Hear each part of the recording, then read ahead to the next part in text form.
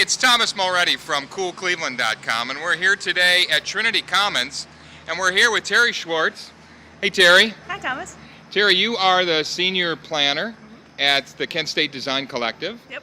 And you're working on a lot of really cool projects. You and I met through Pop-Up City, which is sort of temporary projects all around the region to sort of highlight different locations and put them in see them with fresh eyes. Where did you get the idea for this whole Pop-Up City idea?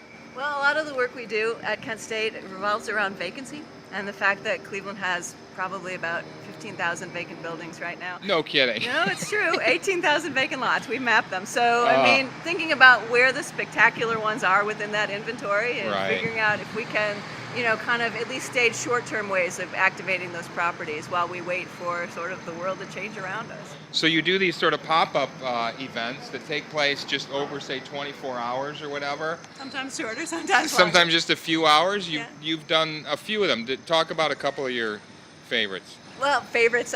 One really fun one recently we did with Cleveland Executive Fellows was a roller skating rink at the Leff Electric Building. It was a lot of fun, and it was nice to see the building back in shape. We've got one coming up taking advantage of vacant infrastructure, the lower level of the Detroit Superior Bridge. We're working with Ingenuity to activate that space over the weekend of the 25th and 26th of September. So talk about this bridge project, because usually you come in, you find these spaces because they are underappreciated, I guess is a good word. Yeah. They exist, but maybe a lot of people don't know they exist or they haven't seen them.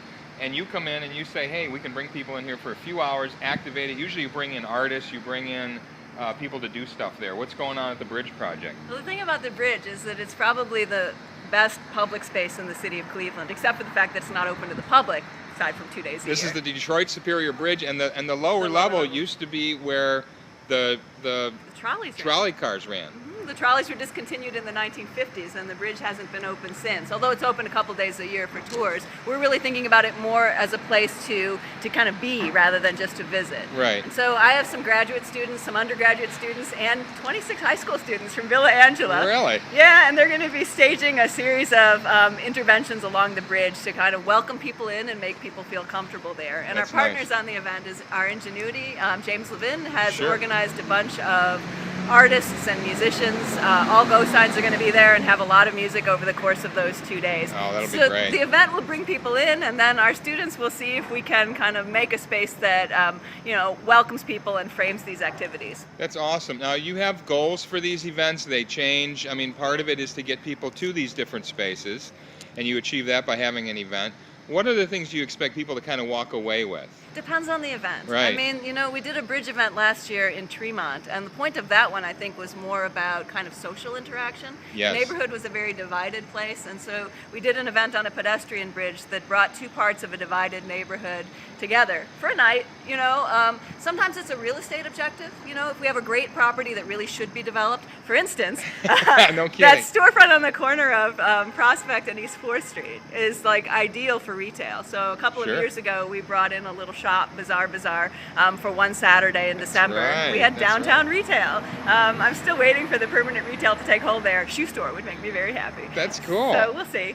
So each project's a little different. I mean, with the bridge, I think what we're trying to do is foreshadow this future use, and try to show the county and the city just how great that space could be on a permanent basis as open space. You are starting to work with a whole wide variety of other organizations beyond just sort of arts groups, if you will.